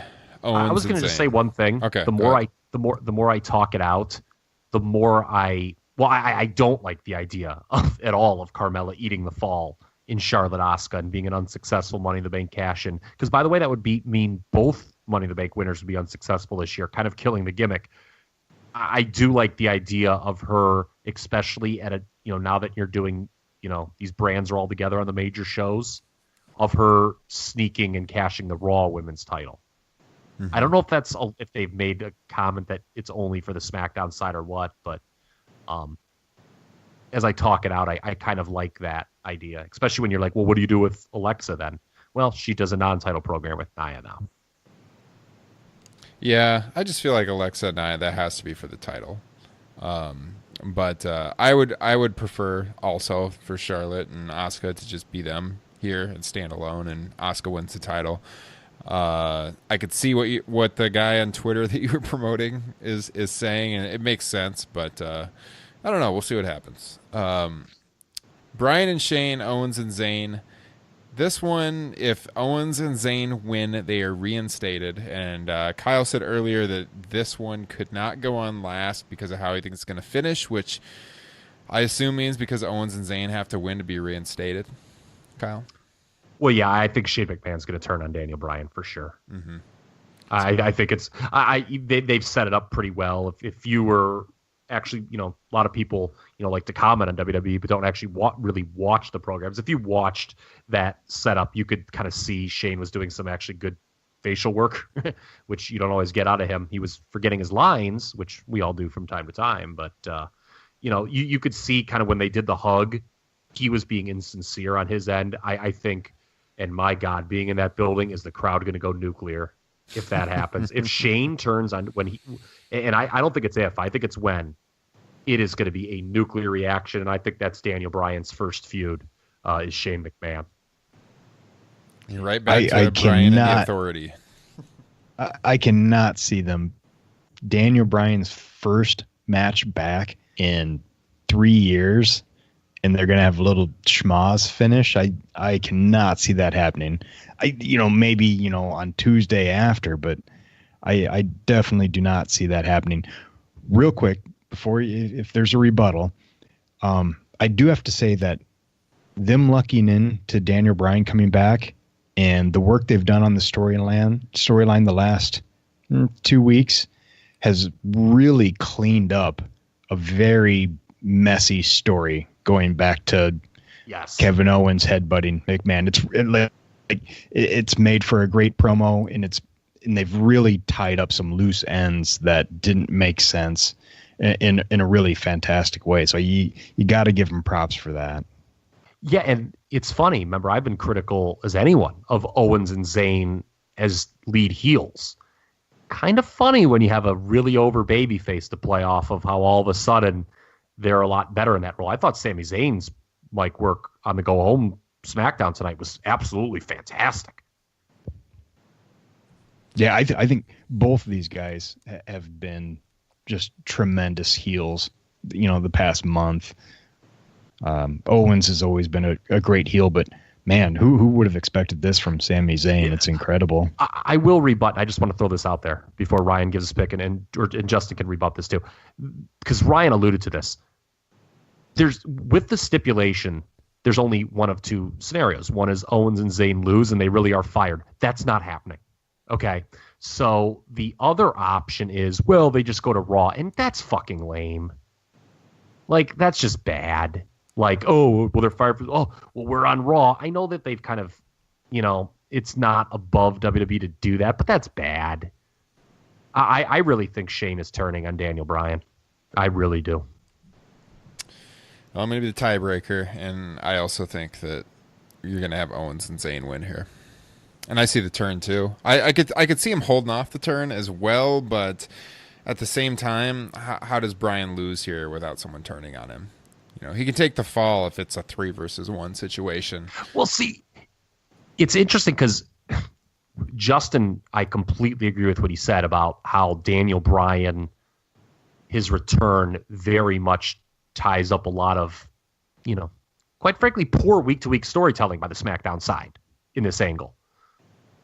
But you have to be careful because it would make zero sense for Shane to be aligned with Owens and Zayn. That makes no sense. I mean, none.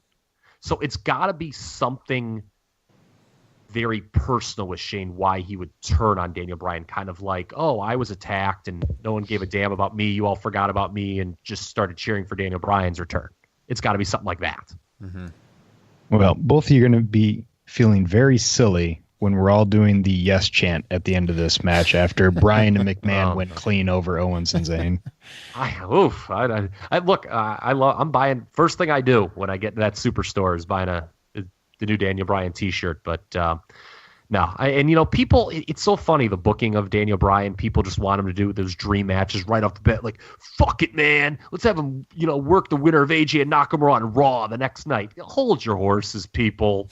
How's your territory doing? Can we just talk about Bryan's merchandise for a second? So, are you serious? Is that actually going to be your first purchase at the Superstore? By the way, no, it's going to be the fucking unicorn. Because Justin was on our Twitter account at Top Rope Pod tweeting about this day after day. It was like the Bryan merch watch. WWE is usually so great with their merchandising and getting stuff out there. I could not believe that Bryan announces his return, and day after day, they did not strike when the iron was hot. You had no Bryan merchandise out there for like. Yeah, they did. Was it like a week? That shirt came out like it was like a week after he came back, though. It was a while. Like you would have thought it would have went up that night. For Christ's sakes, they had Ronda Rousey shirts up the same night.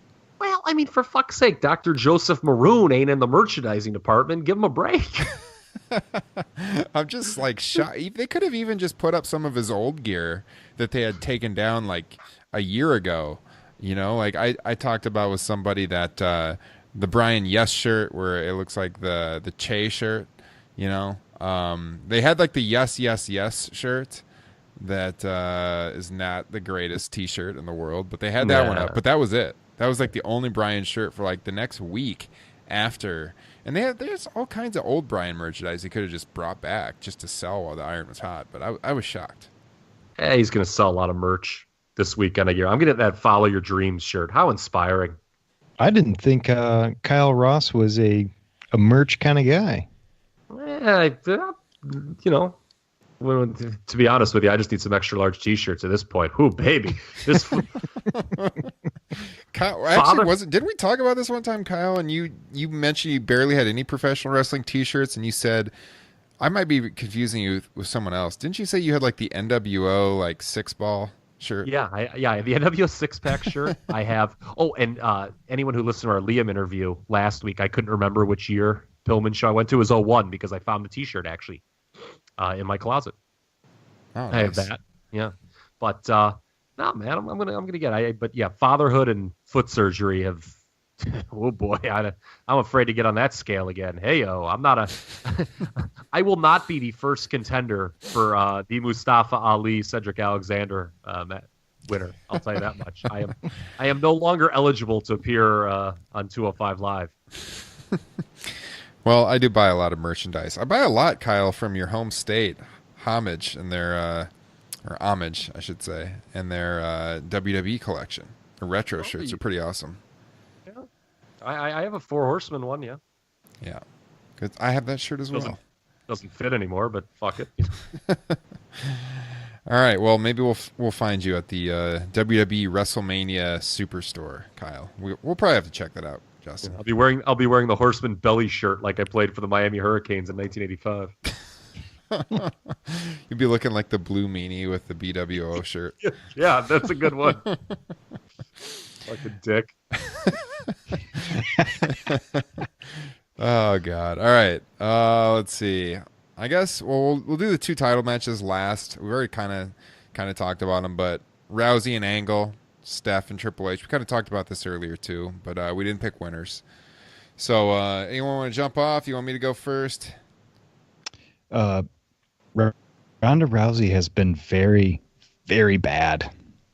She's been very bad. That's been my biggest takeaway, is that I don't know why they keep giving her all these lines and she just keeps flubbing all of them. I mean, obviously, Angle and Rousey are going over, but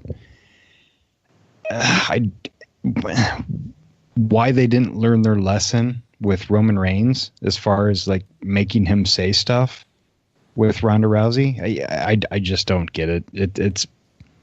But that's who's going over. I don't think the Reigns comparison is an apt one. Reigns, they gave bad lines to. Ronda is struggling with her delivery. And the reason for that is very simple. She's new at doing this. Like, it's just, I think people are grading her on a ridiculously unfair curve. Bruce, hey, I'm just going to just be a huge whore and just like parrot other people's opinions and give them credit. I've decided now. It's a lot easier than coming up with your own takes. Bruce Mitchell, who's been doing this for a minute, he summed it up best with a tweet after that segment on Raw. People are going to psychoanalyze Ronda Rousey's performances to death, but look, man, it's a big deal. It matters, and yeah, she's going over regardless of what you think she's done. The key is, I assume they're going to continue this Rousey-Stephanie feud. If you read the dirt sheets, the whole goal of this is kind of to make this the female, Vince Austin dynamic. Now, personally, once Ronda starts working with the quote-unquote full-time women, I think her destiny is being a heel. I think she's a natural heel. I think that's another reason she's struggled with the lines. She's trying to be a likable babyface, and I'm not sure if that's her. Particularly if you saw those ESPN interviews, I don't know if it's her. But yeah. So I think it's going to be very interesting to see what Ronda's next move is. Are they just going to throw her into the women's division, or is this going to be, well, she's kind of a part-timer feuding with Stephanie? Triple H, I guess, could always eat the fall, too. Yeah, that's a good point right there, because I've seen a lot of different finishes floated here, like Rousey armbarring Triple H, or Rousey gets Steph in the submission, and Angle has Triple H in the submission simultaneously, and so Triple H taps, so Stephanie doesn't have to. They could go like a lot of different ways here. I think Rousey and Angle is the obvious finish, but I'm not sure what they're going to go with. That'll be intriguing. I liked the choke that Rousey did, by the way, on Triple H. That came across really well, I thought. Right before Stephanie, gave her the choke slam through the table. Mm-hmm. I thought that was actually pretty well done. Yeah, I do think she'll be great as a heel too. I do think the unfortunately babyface stuff is forced.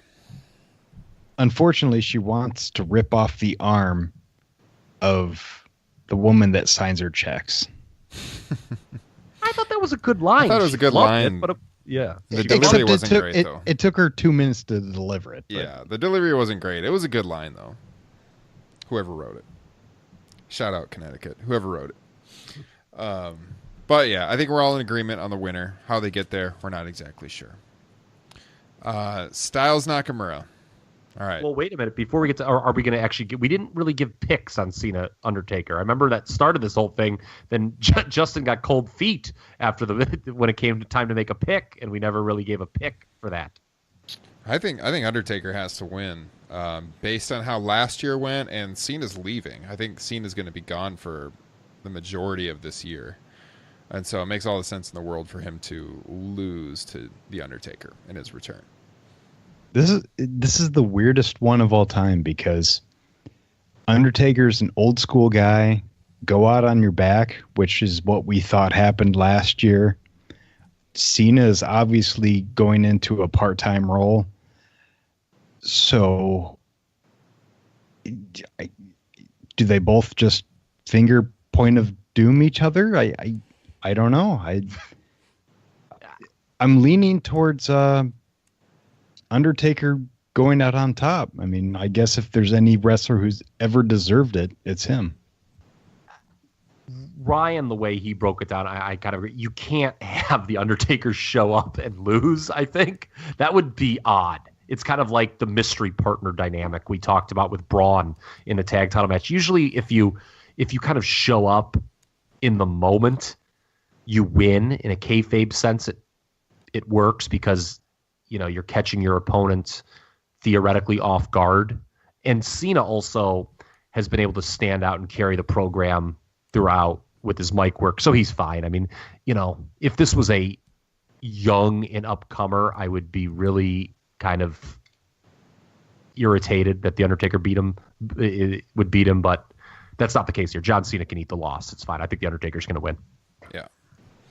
I got to say, by the way, this Blockers movie that he's promoting, I got to say that may be the best John Cena film of all time. I am excited I am very excited to see it. Is that the father in you speaking now? I mean, we're all fathers now. I mean, does John Cena finally speak our language? I don't know. It looks hilarious.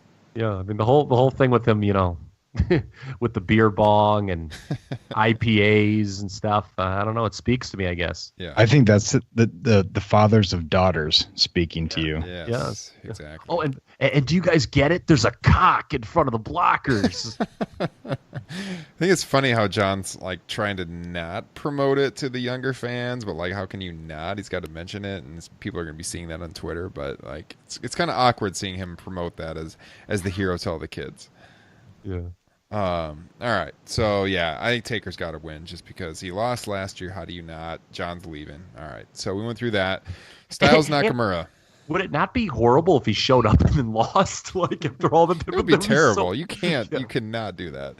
Although if it is the American Badass Taker, I would not be opposed to him losing because that version of the Undertaker sucks, regardless of what any of you listeners think. Oh, I agree. Squash him. My least favorite period of Undertaker by far. Absolutely terrible. And that's not just because Kid Rock is a terrible human being. By the way, Kid Rock, that was like only his theme song for a very small part. It was mostly Limp Bizkit, who is not my favorite band either. But I was gonna say, Jesus Christ. I just hated it. Like growing up watching The Undertaker with the entrance and the mystique and everything, like, good God, what a letdown that character was for those years he was doing that. It's just like some guy riding a bike out wearing a bandana, nothing special about him. I don't know. All right, guys, stop trashing my favorite bands. We need to get back to the matches. You're right. Keep on rolling, baby.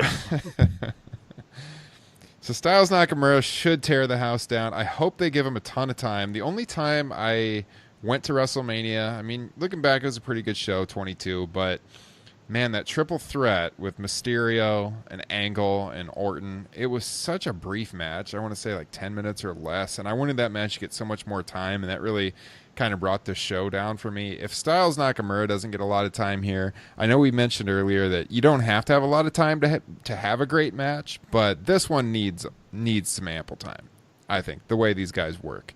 And if you haven't seen their match from 2016 at Wrestle Kingdom, you have to watch it before you see this one. Sorry, go ahead. No, were you going to say it's the free match of the week? Yeah, you can see on World. YouTube. Anyone, YouTube or anyone New can Japan watch. World. Yes. Yeah. Actually, what I was going to say was don't watch it, because I think that's building up an expectation that a WWE match cannot live up to. I think. I disagree. Really? Yeah. Oh, yeah. Like the difference in styles? Yeah, I think they could surpass it if given time. Wow. I'm shocked. Because there's no way that they let them. I don't know. Maybe I'm wrong. I mean, there's different ways to have great matches. It's not going to be the same match, but God, it was a great match. I mean, to me, that was the best match of 2016 in a year that had tons of great matches. But I don't see any reason they can't. There's been multiple match of the years in WWE. I mean, John Cena and AJ Styles, whether anyone wants to admit it or not, at the Royal Rumble last year, worked a New Japan style match. Yeah. Light. I mean, I don't. What does that mean? I mean, I don't know. I mean, at the same time, you look at these. I actually had a conversation with some guys, the guys that I'm going to the Mania with today. When they show the pictures of Ospreay, Gato's got to tell these guys self-mutilation ain't in your best interest. Whether it's Ospreay or I just rewatched the Okada Shibata match from last year. And, I mean, it's hard to view the match in the same light, although, there's been some positive reports in the last 24 hours with Shibata. But, the whole thing, where, doing shoot headbutts, man, okay, fine. It might be cool in the moment, but it's pretty fucking stupid in retrospect. Mm-hmm. And, it's not worth it. And truth be told, did not add to the fact that he shoot headbutted him. Match would have been just fine if he didn't do that spot. Been no different. Yeah, I see what Justin's saying about having the expectations. That was such a blowaway match 2 years ago, and you watch that first, and then you feel like you might be let down by this one. I guess I like having the historical perspective on what they've done before, and you can watch it for free right now. It is a great match. It gives you the full story about what these guys have done in the past. I mean, they've acknowledged the match on WWE TV, so for anyone curious that hasn't seen it, it's good to watch. It is going to be a different match, but God, either that or the IC title match, that should be the match of the night, I would think. If this is anything but the match of the night, it will be viewed as a disappointment. So I've been on this program many times and been staunch that the point of pro wrestling is not necessarily to have this blow-away match. It is to tell a story. Now, in the modern sense, usually good matches tell good stories. Usually. The pressure is on these guys, though, particularly Nakamura, who has not had a great match on the main roster at all. And people can blame WWE all they want, but he's been lazy at times.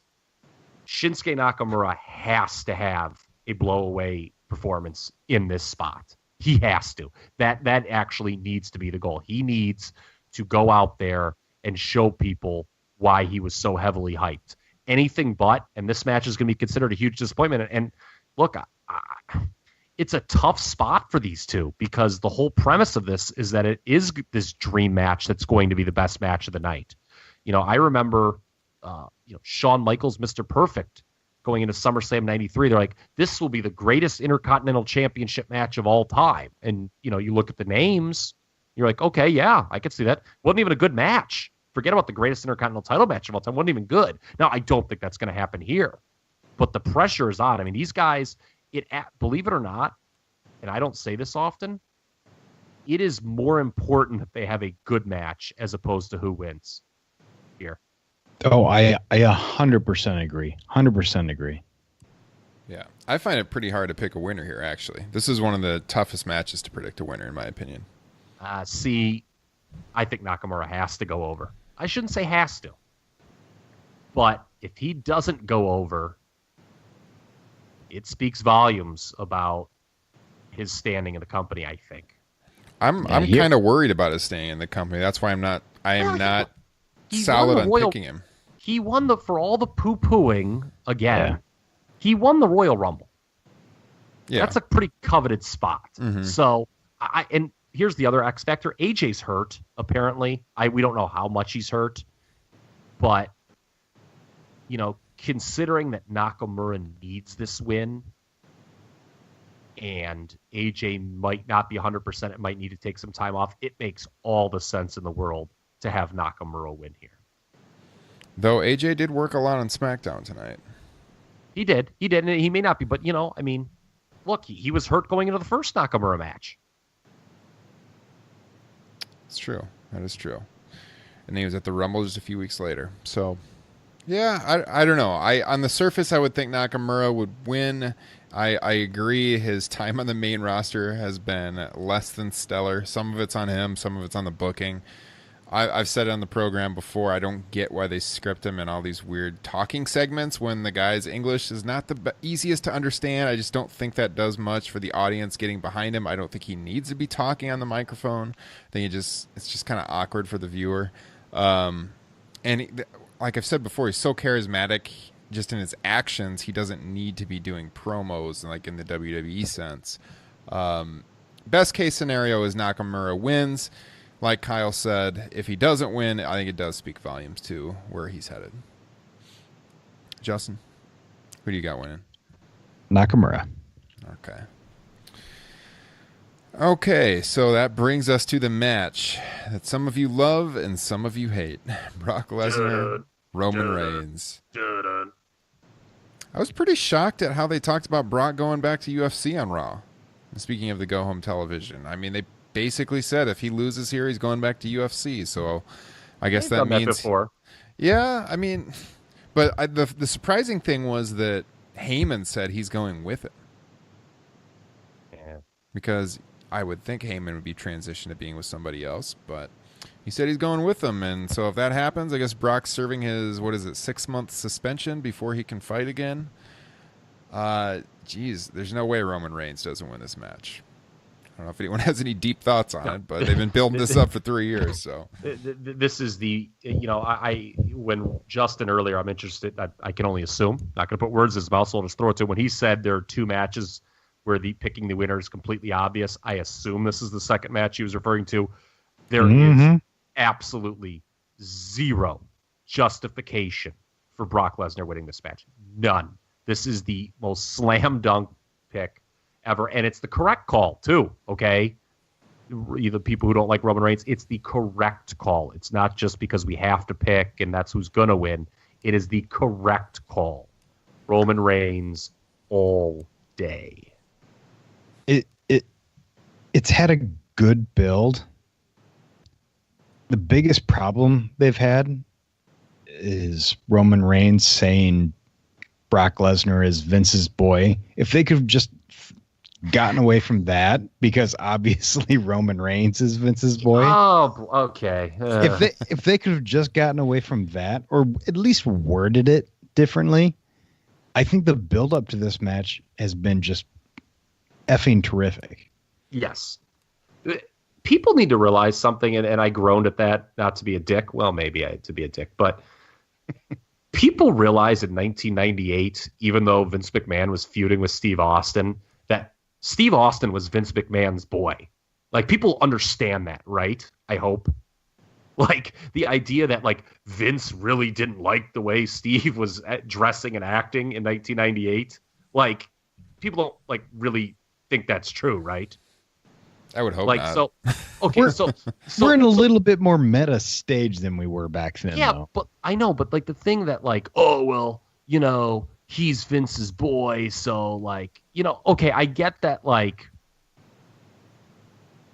or I get that the irony of Roman making that statement is there, but there is something to the fact that Brock is, arguably during this run, maybe inarguably, the most protected guy they've ever had since Hogan, in terms of doesn't do jobs, works a very friendly schedule, is never made to look weak even. So, I mean, there was something to that. Yes, Roman Reigns is probably the second most protected guy in the promotion, but I was not as offended by that line as others were. Like, I totally agree with you. It was just the way he worded it. I think there's another way he could have gone about it to say the same thing without saying boy. Yeah, they're just trying to manipulate the audience, and in some regards, it worked. If you watch that go home segment on Raw, people were cheering for when the old Red Sea parted of full timers and let Roman walk. The crowd was buying into Roman. That was a point I wanted to raise, is they've built this match so well because they actually got the crowd to cheer Roman Reigns. Like, you didn't hear the 50-50 response. They did completely get behind him. So they have successfully turned people on Brock and got behind Roman. Now, I know that where were they? Atlanta on Monday isn't really known as, like, it's not like a Philadelphia, for example, where it'd be really, really hard to get people on the Roman Reigns bandwagon. But man, that to my ears, the whole crowd was behind Roman at that point on the show. And look, the whole crowd's not going to be behind him at Mania. No. It just won't. Hardcore audience, yeah. But, and I could make Ryan Drosty's freaking head explode if I introduced LeBron James, Michael Jordan comparisons to this discussion. So I'm not going to do that. So I'm not going to. The idea of anything being universally liked, I mean, Daniel Bryan's probably the closest they've got right now. But even he, I mean, you talked about it on the Twitter feed. Like there was like people going, no, no, no. Remember we did that show? You're like, who should Shane's partner be? And when we were talking, it was going to be Bryan. By the way, we were ahead of the curve on that one. There were people against that. I just think that the curve Roman is graded against is unfair. And he's never, ever going to be universally liked. And yeah, there's an argument made that he should be a heel. I think he's a more natural heel than John Cena is. I'll be right there, but you need a baby face opposite him, and that's the problem. They don't feel that they have someone else to put in his position if they do turn him heel. So yeah, the crowd. Go ahead. I was just going to say that, which is ridiculous because they have Seth Rollins, Finn Balor, Braun Strowman all sitting right there for babyface competitors. The first two, no way. Not for what they're doing. They're not going to build those guys as the top babyface in the company. No way. Your face is no way. There's no, you and this Finn Balor, they're not going to build the Vince McMahon is not building his promotion around Finn Balor. It's just not going to happen. Well, they'd be a few years late, obviously, from like Philadelphia and the Rumble, but face Bryan and a heel Roman. It's like the money match. Yes, Daniel Bryan. That is accurate. I believe Daniel Bryan is a guy you can slide into that position, but they're going to take it slow with him. Yeah, and they should. So, Roman. And by winning, the way, Roman winning and Roman winning. Yes. People talk about great matches. People talk about, again, I like to tell the truth on this program. People talk about AJ and Nakamura, having to live up to this standard. But last time I checked, and go rewatch this match, sports fans, and tell me I'm wrong, Brock Lesnar and Roman Reigns had a top 10 WrestleMania match of all time in WrestleMania 31. So there's a standard to live up to. Of all time, top 10? It's in my top 10, baby. Oh, I agree with him there. Whew, I don't know if I'd go that high. It was a good match. It was a really good match. I just watched it, and I was like, okay, I remember, because there's a lot of people on Twitter who love it. I'm like, okay, it was really good, but I'm like, is it better than, this match? Is it better than, like, Michael's Angle from WrestleMania 21? It is. Is it better? I liked it better than Michael's Taker from 26. 26. Yeah, 25 is the better match there. I agree. Yeah. I would put it right on the same level, like the matches that I was struggling, like, okay, which ones do I like better?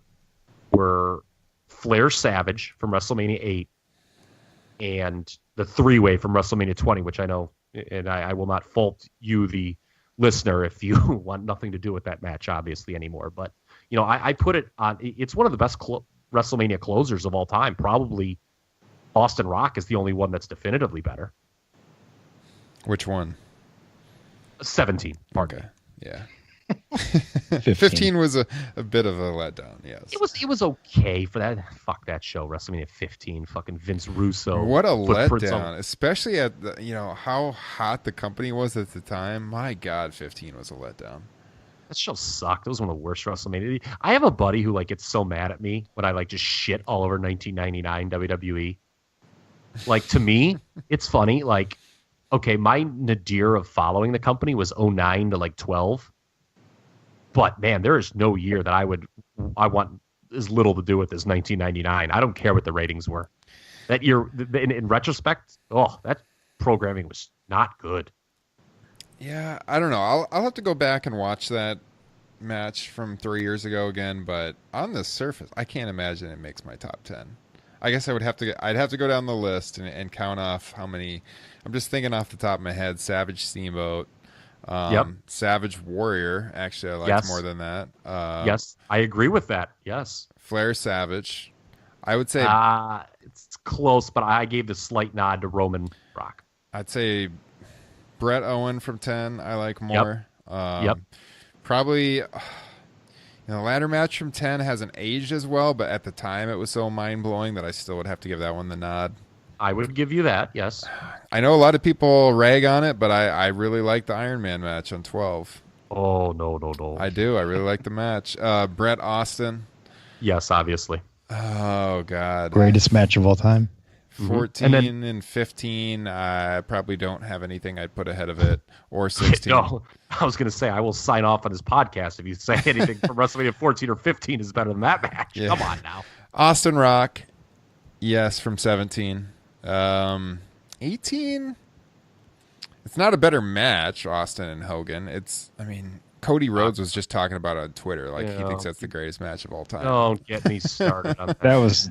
That was a really dumb statement. Yeah. Although he then made up for it immediately the next day by absolutely fucking burying Glenn Gilberti, your boy. Yeah, that's true. That was great. I definitely. I'm sorry. I'm going to put Jericho Michaels ahead of it. I can't. And I'm also going to put Michaels and Angle ahead of it. I don't know if I'm at 10 yet, but watch it. You are. I will watch it again. I will watch it. Yeah. Watch Michael, because I did. I watched Michael's Angle and Brock Roman back to back, and I was I came away with it was actually. It wasn't a blowaway comparison, but I was like, no, Brock and Roman's better.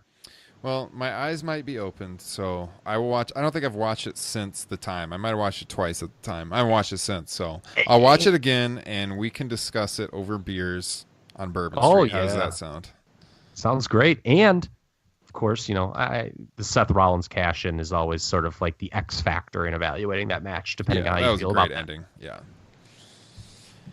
Okay, well, the only other thing I wanted to discuss on the show, because WrestleMania always has them, so as we end the broadcast tonight, is what do we think about surprise appearances? We've already talked about The Rock. I do think The Rock is going to be there. But do we see anyone else making a surprise appearance? Anyone you guys want to throw out? I got nothing. Some of the names we did throw, I think Big Cass, Dean Ambrose, Samoa Joe are all possibilities. And obviously, we literally are being promised a surprise in the form of Braun Strowman's partner. Yeah. So no Hogan, brother. No. Hope not. No Hogan unless at the Silverdome? Unless Hogan comes out and helps Orton win. What if Mark Henry slams him and says, I got one more match in me, brother? All right. Any closing thoughts, guys, before we take this thing home and get ready to converge in New Orleans? Get the bleep button ready. I can't fucking wait to have a beer with you guys at WrestleMania. Hell yeah. Hell yeah. It's going to be a hoot, man. I'm fired up. Indie shows galore. 4 shows in 3 days. I'm ready. It's going to go fast, guys. Looking forward to it. All right. Hopefully you guys enjoyed the WrestleMania preview show. We'll be back with you next week. I don't know. Maybe we'll have an impromptu recording at some point in New Orleans. It will not be the whole broadcast, but how can we all get together and not record at least a couple minutes? So we'll throw that in at some point during next week's show when we are all back from WrestleMania weekend. So we will join you at some point during the middle of the week next week. Enjoy WrestleMania, and we'll talk to you next time. Peace.